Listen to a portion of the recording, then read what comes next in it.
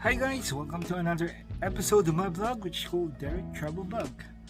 So for today, we're going to do an unpacking of something na nabili ko days ago. So it involves about travel, and since kanina sineset up ko tong vlog natin using this one, it was a gift from for me. Kaso hindi ko siya maayos. Although nagamit ko na siya last time.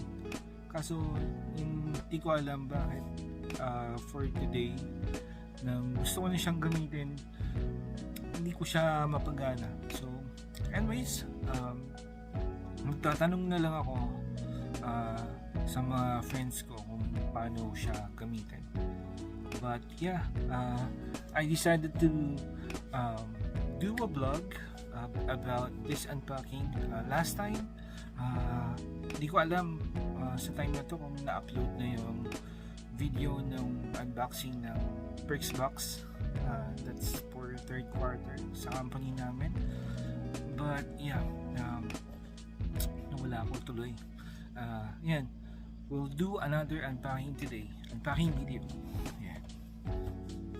So yeah, since we all know guys na lagi akong nagtra-travel, although hindi masyadong evident yun sa vlog ko dahil nga, well, hindi ako nakakapag-edit talaga guys, wala akong time.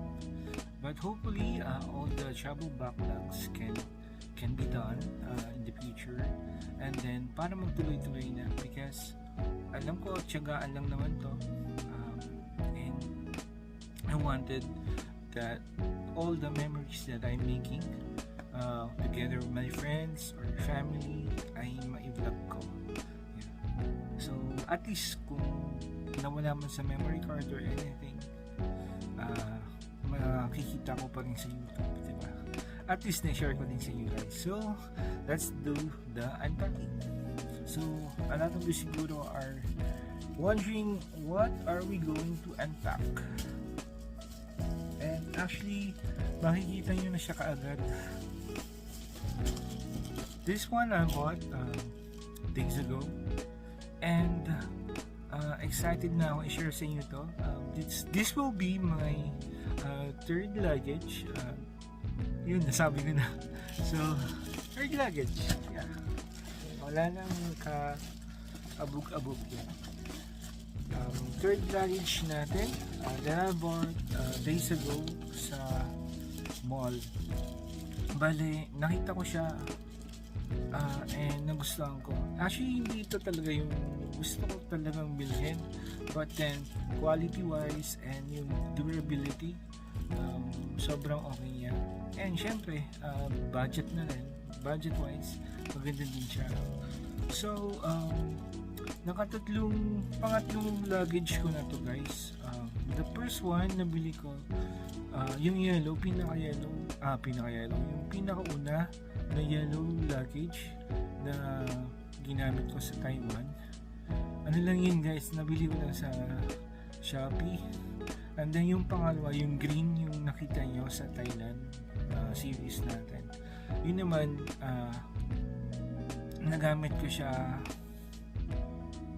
parang once lang after twice.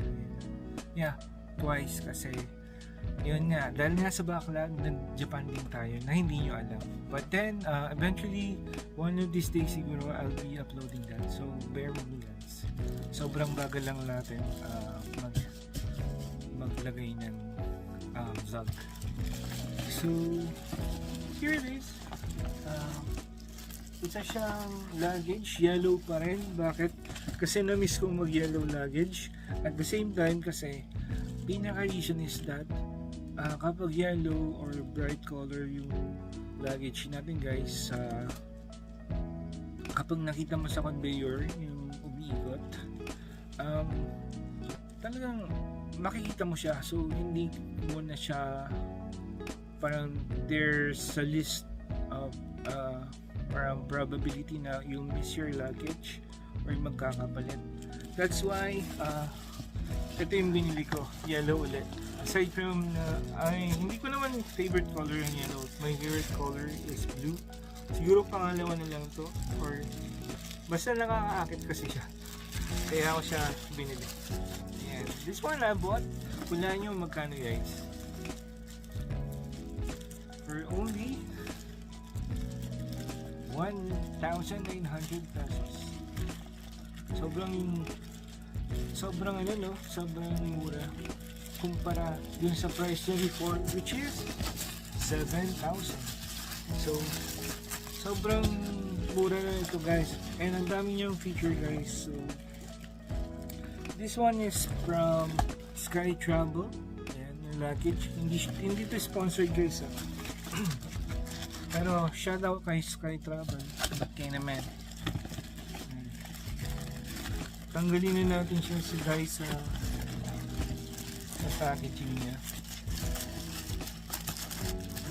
The reason why I bought this luggage, second reason aside from kailangan ko ng luggage kasi nga nasira na yung green na luggage ko sa kanya yellow.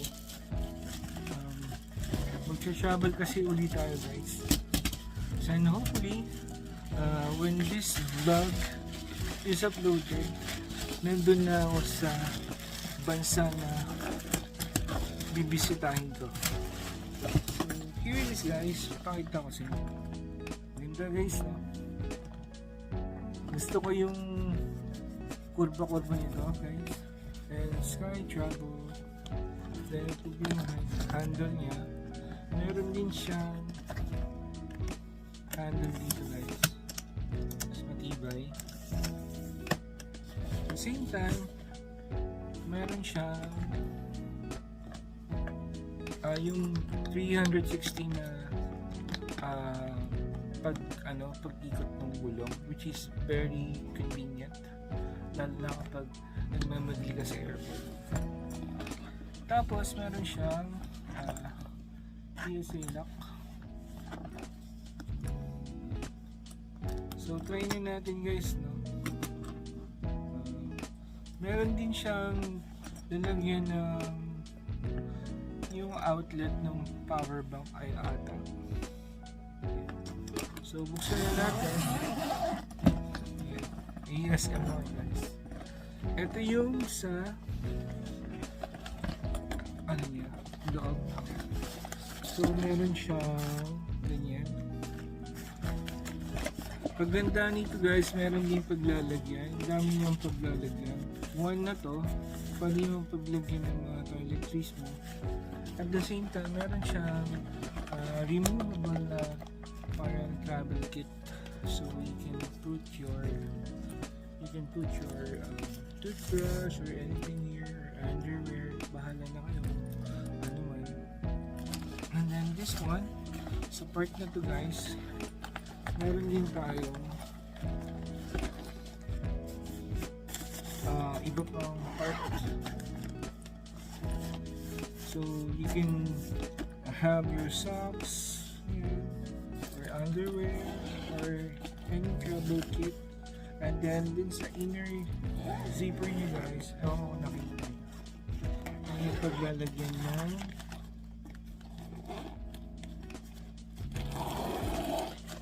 mga gamit.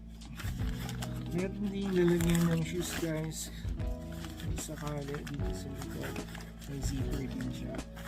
So all of this parang features ng